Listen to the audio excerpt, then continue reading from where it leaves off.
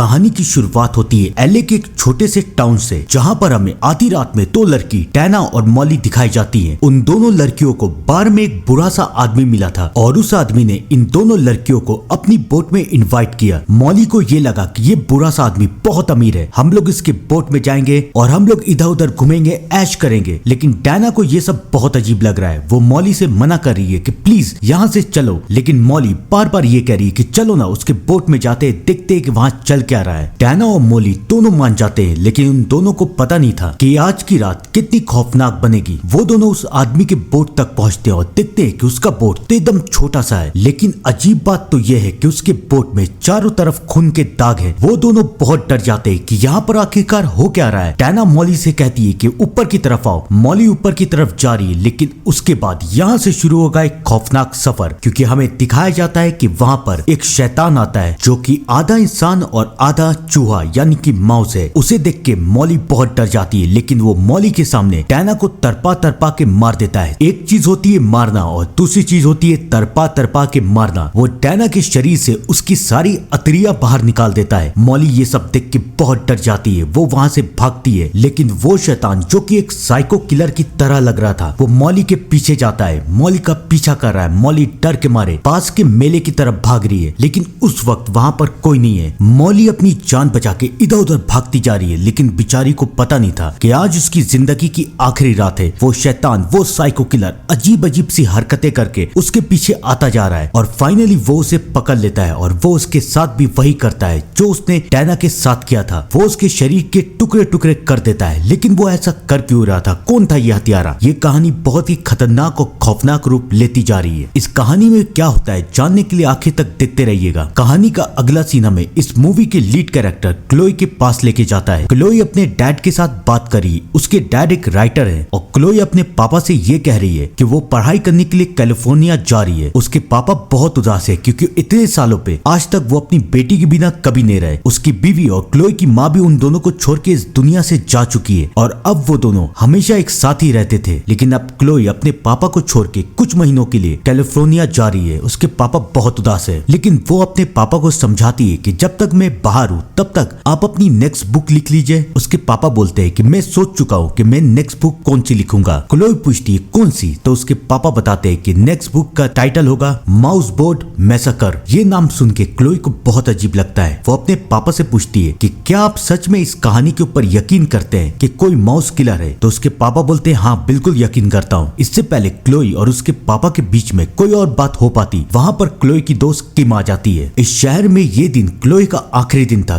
कल Chloe California जा रही थी, तो इसलिए उसके दोस्तों ने उसके लिए एक पार्टी रखी थी और किम क्लोई को लेने के लिए आई थी। क्लोई बहुत उदास है। उसे अपने पापा को, उसे अपने दोस्तों को छोड़ के शहर से दूर जाना पड़ रहा है, लेकिन क्लोई को पता नहीं था कि आज का दिन उसे जिंदगी भर याद रहेगा। क्लोई उसी बार में जाती है जिस बार में वो और उसके दोस्त काम करते थे। क्लोई के सारे दोस्त वहाँ पर आए, लेकिन क्लोई पूछती है कि हमारे दो दोस्त टैना और मॉली कहाँ हैं? यानी कि टैना और मॉली इन दोनों के ही दोस्त थे। मैक कहती है कि हमें नहीं पता कि वो दोनों कहाँ हैं। वो दोनों कर रात इसी बार में थे, लेकिन उसके बाद वो दोनों कहीं चले गए और तब से हम उन दोनों को कॉल कर रहे हैं, लेकिन उन दोनों में से कोई भी हमारा कॉल उठा ही नहीं रहा है। पता नहीं वो लोग कहाँ चले गए। सबको लगता है कि शायद वो लोग कहीं घूम रहे होंगे, लेकिन किसी को नहीं पता कि असलियत क्या है। वो सब क्लोई से बात करे कि तुम इस शहर को छोड़ के क्यों जा रही हो? यहाँ रह के भी तो तुम पढ़ाई कर सकती हो। और उसके बाद चार्ली ये कहता है कि तुम्हें तो पता है कि हमारा शहर कितना मशहूर है, यहाँ पर बहुत सारी अच्छी बातें भी है और याद है ना, यहाँ पर एक साइको किलर भी है, माउस किलर। जब चार्ली उस किलर का नाम लेता है तो सब हंसने लगते हैं। जेक चार्ली से कहता है कि तुम उसी किलर के बारे में बात कर रहे हो ना, जिसके बारे में कहानी सुना के बचपन में मेरी माँ मुझे डराती थी कि अगर मैं बदमाशी करूंगा तो वो किलर यहाँ पर आ जाएगा मुझे उठा के ले जाने के लिए। सब कोई हंस रहे हैं, लेकिन चार्ली बहुत सीरियस है। चार्ली कहता है कि लगता है तुम लोगों को उसकी कहानी पता नहीं है, चलो मैं तुम लोगों को बताता हूँ। ये कहानी शहर में बहुत मशहूर है। काफी साल पहले शहर में एक पागल साइंटिस्ट था और वो साइंटिस्ट जेल में जाता था और जेल में ऐसे कैदी को तलाशता था जो कि बिल्कुल साइको, जिसके अंदर डर की कोई भावना हो ही नहीं। उसे एक्सपेरिमेंट के लिए ऐसे कैदी की जरूरत थी और फाइनली उसकी तलाश पूरी हुई जब उसे एक साइको किलर मिला। वो साइको किलर इतना खतरनाक था कि अपने साथ रहने वाले कैदियों को भी मार देता था। सब कोई उससे बहुत परेशान थे, पुलिस वाले, कैदी। तो जब वो पागल डॉक्टर वहां पर आया और उसने उसके ऊपर एक्सपेरिमेंट करना चाहा तो सबने इसकी रजामंदी दे दी कि शायद इसी वजह से ये कैदी मर जाए। उस डॉक्टर ने उस कैदी को ये कहा कि अगर तुम मुझे ये एक्सपेरिमेंट करने बनने दोगे तो तुम अमर बन जाओगे। मैं तुम्हारे शरीर को एक माउस के साथ कंबाइन करूंगा और उसके बाद तुम आधे माउस और आधे इंसान बन जाओगे और फिर तुम्हें इस दुनिया की कोई ताकत मार नहीं सकती। ये सुनने के बाद वो साइको किलर भी मान गया और उसके बाद उस डॉक्टर ने उस साइको किलर के ऊपर एक्सपेरिमेंट किया और एक्सपेरिमेंट के बाद वो साइको किलर एक हैवान बन गया, एक ऐसा हैवान जिसे मारना लगभग नामुमकिन है। लेकिन यहीं पर उस पागल डॉक्टर का एक्सपेरिमेंट खत्म नहीं हुआ। उस डॉक्टर को अपनी फैमिली बनानी थी, एक ऐसी फैमिली जिसके सामने कोई भी टिक नहीं पाए। उसने इस हैवान को तो बना दिया था लेकिन अब उसे इसकी वाइफ यानी कि इसकी बीवी बनानी थी। और वो इसकी बीवी कैसे बनाएगा? तो वो हैवान और ये डॉक्टर मिलके लड़कियों का शिकार करने लगे, उनके शरीर के पार्ट्स को अलग करते और उसके पार्ट्स को इस्तेमाल करके इस शैतान की बीवी बनाने की कोशिश कर रहे हैं। लेकिन कहा यह जाता है कि आज तक उन दोनों को परफेक्ट बॉडी पार्ट अभी तक नहीं मिले और उसकी तलाश वो लोग अब तक कर रहे हैं। उन्हें चाहिए एक परफेक्ट लड़कियों के पार्ट जिसका इस्तेमाल करके वो एक परफेक्ट वाइफ बना सके। चार्ली की ये बात सुन के सब कोई हंस रहे हैं और सब कोई ये कह रहे हैं बंद करो ये बकवास कहानी, हमें ये कहानी नहीं सुननी। आज क्लोई का आखिरी दिन है, हमें क्लोई के इस दिन को यादगार बनाना है। चलो एक काम करते हैं, हम लोग मेले की तरफ जाते हैं। लेकिन आज तो मेला बंद है, वो लोग जाएंगे कैसे? लेकिन उस मेले पे मैग काम करती है तो मैग सबको वहाँ ले जा सकती है। मैग भी तैयार हो जाती है कि क्लोई के लिए मैं इतना तो कर ही सकती हूँ। सब के सब दोस्त यानी कि 8 दोस्त उस मेले की तरफ जा रहे हैं लेकिन किसी को नहीं पता कि शहर में आने वाला वक्त कितना खौफनाक बनेगा, क्योंकि हमें दिखाया जाता है कि माउस किलर यानी कि वही शैतानी माउस एक लड़के के ऊपर हमला कर देता है और उसके हाथ पैर काट देता है। अब तो हमें पता चल चुका है कि ये किलर लोगों के हाथ पैर क्यों काटता है, क्योंकि इसे अपनी परफेक्ट बीवी बनवानी है। वो उस लड़के के हाथ पैर लेके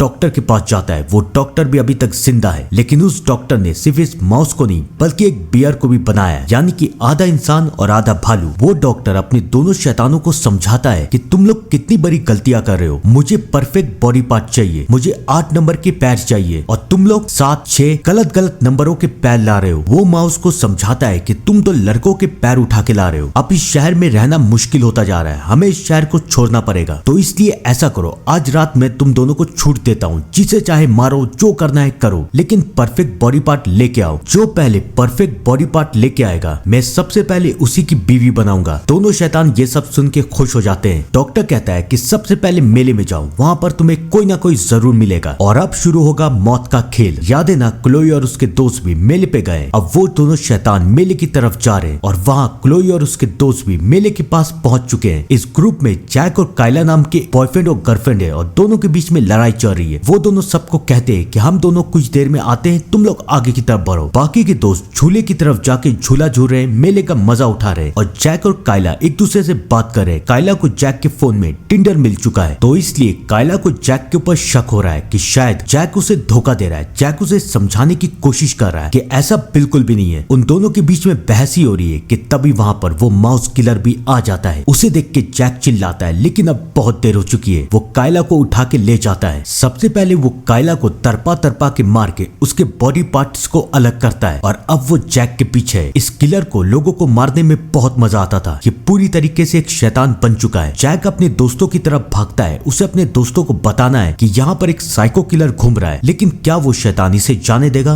बिल्कुल भी नहीं। वो माउस किलर जैक को पकड़ लेता है और जैक को भी तरपा तरपा के मार देता है। अब 8 में से 2 दोस्त मर चुके हैं, बाकी सिर्फ 6 हैं। धीरे धीरे रात होती जा रही है और वो किलर अपने मौके की तलाश में है कि कब उसे परफेक्ट मौका मिले और उसे मौका मिल भी जाता है जब टोसिनी नाम की एक लड़की की तबीयत खराब हो जाती है। वो अपने बाकी दोस्तों को कहती है कि तुम लोग आगे बढ़ो, मैं कुछ देर के बाद आती हूँ। सब कोई आगे बढ़ते हैं और वो किलर उस लड़की को देख लेता है। इससे पहले वो उस लड़की को मार पाता, वो लड़की भी उस किलर को देख लेती है। वो उससे बचने की बहुत कोशिश करती है लेकिन वो शैतान इस लड़की को छोड़ेगा कैसे? उसे तो इस लड़की का हाथ पसंद आ गया था, उसे इसका हाथ चाहिए था। वो टोसिनी को मारता है और उसका हाथ काट के ले जाता है। चार्ली ये सब देख लेता है और चार्ली बहुत डर चुका है। उसे अब अपनी माँ की कहानी सच्ची लगने लगी है। वो भागता है, वो अपनी दोस्त लूसी के पास जाता है और लूसी को बताता है कि वो हैवान मेरे पीछे आ रहा है। लूसी को अभी भी ये लगता है कि चार्ली शायद मजाक कर रहा है, लेकिन किसी को नहीं पता था कि इस मेले में अब एक शैतान घूम रहा है। अब वो शैतान चार्ली और लूसी के पास भी आ जाता है। दोनों वहां से भागते हैं। लूसी तो बच के निकल जाती है लेकिन चार्ली बच नहीं पाता। उस शैतान से बचने के चक्कर में चार्ली पानी में डूब जाता है। चार्ली को तैरना नहीं आता था और वो उस शैतान के सामने